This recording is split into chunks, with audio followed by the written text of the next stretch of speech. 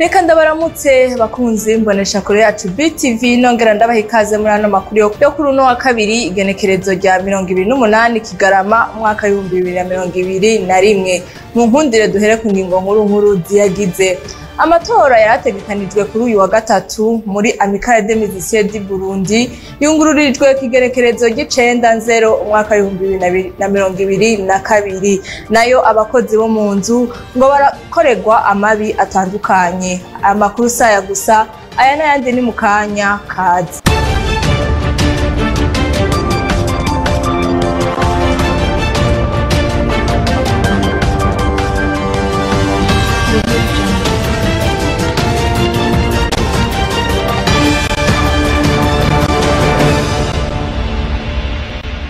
Dasubiye kubaha ikaze muri ano makuru. Amatora yarategekanijwe kuri uyu wa gatatu ku igenekerezo rya 29 Kigarama umwaka wa 2021 muri Amicale des Musiciens du Burundi yungururijwe kigenekerezo g'9-0 umwaka wa 2022. Ivyo vyavuzwe na Romeo Ininahazwe asanzwe arongoye vyifata kibanza ishirahamwe ry'abaririmbyi mu kiganiro yahaye abanyamakuru kuri uno wa kabiri. Tumukurikire Romeo Ininahazwe. Amatora yobaye ejo ku munsi wa gatatu kubera imvo izina ziriya zitandukanye, na buri urabona ko nk'umushikiranganje bategeza kwitabira igikorwa cy'umukuru w'igihugu cyo guhugurwa cyo kwishira mu maboko y'Imana. Twese duhamagariwe nk'abarundi kugenda kwishira mu maboko y'Imana no gukurikirana ivyigwa ndetse n'impanuro mukuru w'igihugu bari karatanga, kuko ntiziraba abatware gusa, ziraraba na twebwe twese abarundi,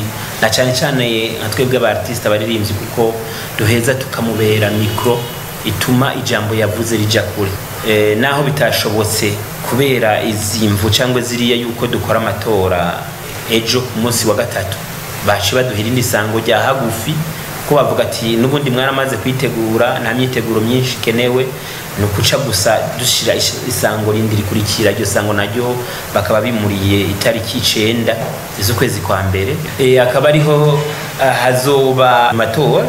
Kandi twebwe tukavuga tuti noneho ni nakaryo keza kugira ngo nuwari yaracerewe atsitara mu nzira ntakwiza ibisabwa n'amategeko irashobora gutora, azoba yashoboye gushika kuri iyo ntumbero nawe nyene atore mu bandi, kuko burya dukwiye twese tugakora amatora dukwiye twese ni ikintu gihimbaye cyane, atanu mwatuvuyemo kubera akacangwe kariye. Abakozi bo mu nzu ngo barakorerwa amabi atandukanye. Ivyo bivugwa na Frederic Nshimirimana arongoye ishirahamwe Kenyera Twiteze Imbere.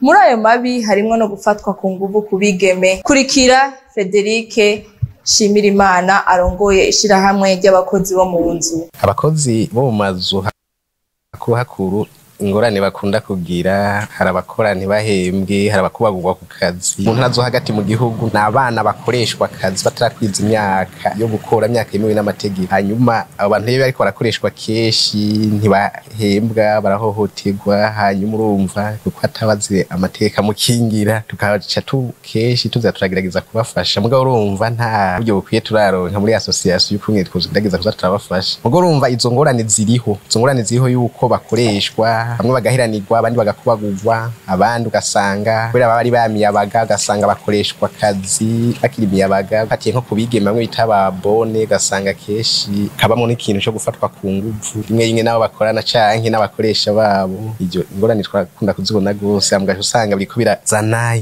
ingwara z'ibyaduka canke indazindaro zitipfujwe. Ivyo twakunda kubibona, bagerageza gusemerera hanyuma tukamufasha kwitura ubutungane. Woho tugira n'Imana duheruka kwemererwa kwinjira muri kwa runani FENADEB ruharanira agateka k'abana. Bure ko twamaze kuba bambere ba FENADEB urumva turiko turagerageza zo kuraba kungene twoza turabafasha, mugabo urumva intambwe iracari ndende kuko nta buryo dufise turaronka abantu badushigikira. Intambwe iracari ndende, mugabo n'ubu turagerageza uko dushoboye gufasha abashoboka. Tugasaba yuko bakoze mu mazu keshi yuko twokwigishwa amategeko, kamenya amategeko y'akazi, kamenya amategeko atugenga. N'Imana leta y'u Burundi yarasinye itegeko rigenga abakozi bo mu mazu mwaka wa 2020. Tugasaba yuko rero ubuye umukozi n'umukoresha yuko boza baragiranira amasezerano yanditse kugira urumva habaye akabazo baze barisunga ya masezerano. Kwiyunguruza uciye mu ibarabara ryo kumutakura ryitiriwe Lieutenant General Adolphe Nshimirimana ntivyoroshe bitewe n'ingene iryo barabara ryononekaye. Ni inkuru ya Arlette Mugisha. Abenegihugu biyunguruza baca kw'ibarabara rya Mutakura ryitiriwe Adolphe Nshimirimana ntibakigirayo bacira nayo bamira kubera iryo barabara ryabaye nabi, bigatuma abantu bataronka uko biyunguruza kuko ivyunguruza abantu vyahinduye inzira. Tubajije abo bahaca batumenyesheje ko batashobora kuhaca kuko ivyuma vyabo vyabaye nabi, nayo ngo abagize barahaca bahura n'intambamye. Muri kano gace kacu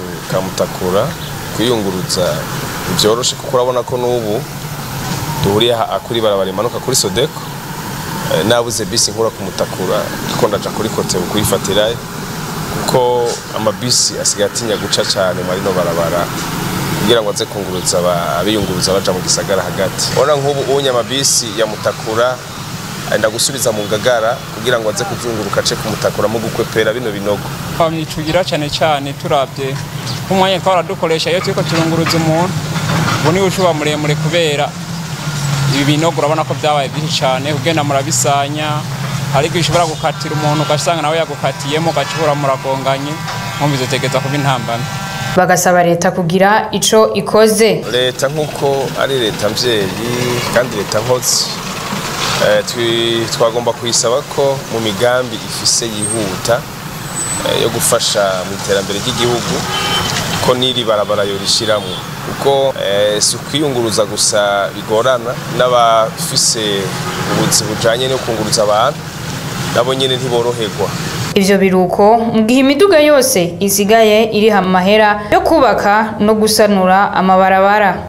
Abanyagihugu baca kw'ibarabara ry'igihugu inimero 7 barashimishwa n'isanurwa ry'ikiraro kigabura Musaga na Kamesa, bakongera bagasaba ko ico gikorwa conyaruka kugira uruja n'uruza rusubire kugenda neza. Ni inkuru ya Elvis Munyaneza. Aha turi ni ku kiraro kigabura zone Musaga na quartier Kamesa, hakaba hariko habera ibikorwa vyo kugisanura. Iryo bomoka ry'ico kiraro rikaba rihagaritse vyinshi, aho usanga imirimo imwe imwe itagenda neza nkuko tubishikirizwa na bamwe batashimye kuvugira ku mbonesha kure. Nk'abagendesha imodoka bategerezwa guhindura inzira, bigatuma ibisikanya ry'imodoka rigorana. Abagenda n'amaguru nabo urugendo ruba rurerure kubera bamwe barinda kuzunguruka, abandi nabo nko mu gihe c'imvura baca mu kayira gato iruhande y'ico kiraro, hakaba hanyerera bigatera intambamyi ko bashobora kugwa mu manga iri ruhande y'ico kiraro. Umunyagihugu asanzwe akora akazi ko kunguruza abantu arashimishwa n'isanurwa ry'ico kiraro, akongera akatubwira n'ingorane bahura mu kazi kiwe ka misi yose.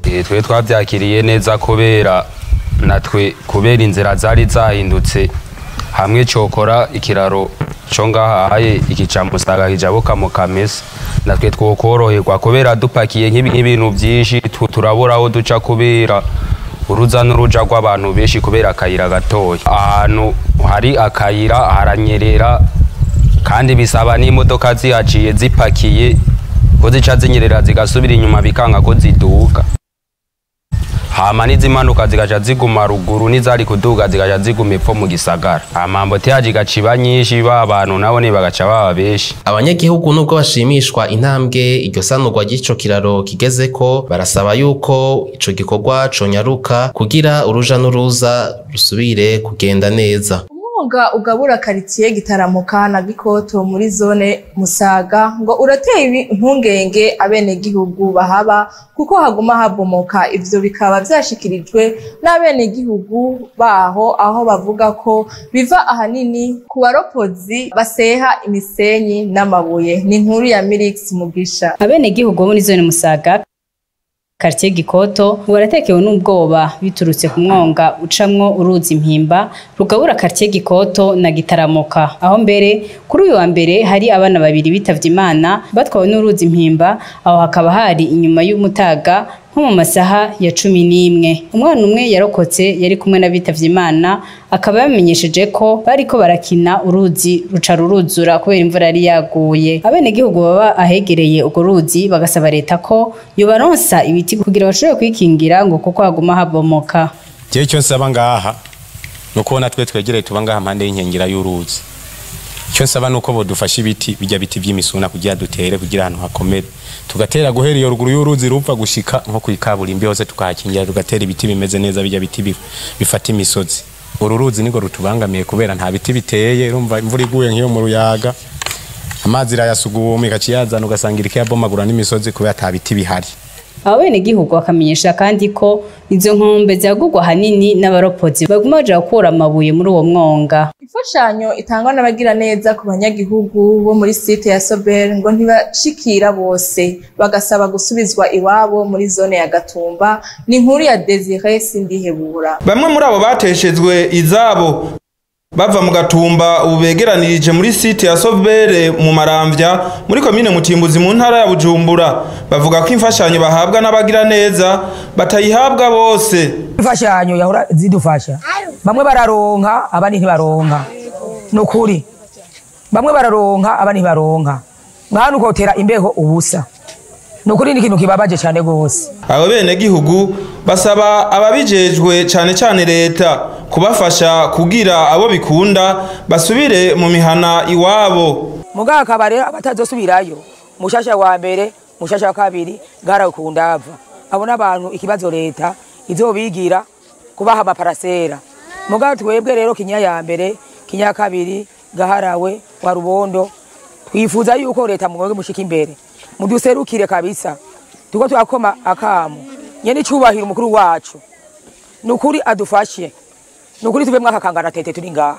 Site ya Sobere iri mu Maramvya ikaba irimwo abateshejwe izabo bagera ku bihumbi 8 biganjemwo ahanini abakenyezi n'abana. Abanyagihugu bo ku matafari muri zone ya Kamenge baridoga ko bagiye kubomora amazu yabo bitewe n'iyimugwa ry'imiringoti ya Regideso itwara amazi yegereye iryo barabara rigiye gusukwamwo amabuye ibyo bita pave. Ni inkuru ya Jules Verne na Kimana. Bamwe muri abo banyagihugu babaho bita ku matafari cyo kiri haruguru y'barabara ry'igihugu nimero 1 muri zone ya Kamenge komine Ntahangwa mu buraruko bw'igisagara ca Bujumbura, bidoga bavuga ko bariko bararenganwa kuko babona bagiye gusambura zimwe mu mpangu z'amazu yabo. Imvo ni umugambi wo gusasa amabuye bita pave mw'ibarabara ryo muri iyo quartier. Ico gikorwa naco gishoboka mu gihe bimuye imiringoti itwara amazi ya Regideso ikimpande y'ibarabara, ibituma batoyubakirako. Abene gihugu